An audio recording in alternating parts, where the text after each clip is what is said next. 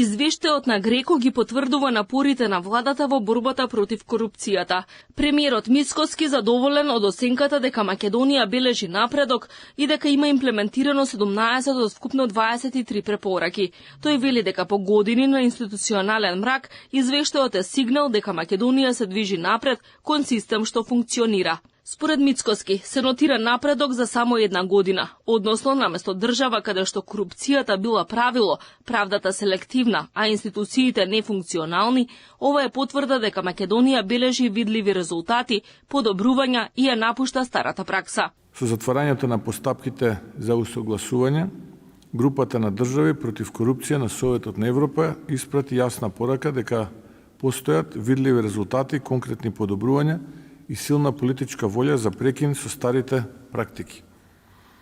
Ова не е само административно признание, ова е институционална потврда. Прв пат, по долго време, државата не е предмет на критика, туку на признание за сериозен напредок во борбата против корупцијата. Греко ги потврди мерките кои беа преземени за зајакнување на транспарентноста и промовирање на интегритетот на извршната власт. Го поздравува формирањето на електронска база на податоци за евиденција и проверка на анкетните листови за имотот на функционерите.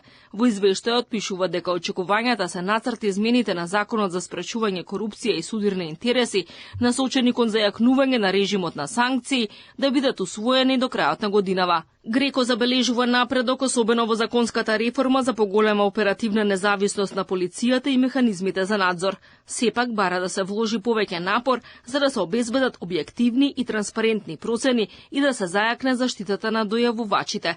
Се очекуваат подобрувања во воспоставувањето на регистрот на податоци, целосната имплементација на електронската база на податоци за анкетни листови за имотната состојба на функционерите, подобрување на режимот на санкции за прекршување на правилата за судирни интереси, интегритет и антикорупција, измени на процедурите за тестирање на интегритетот во рамките на полицијата, вклучително и нивна евалуација.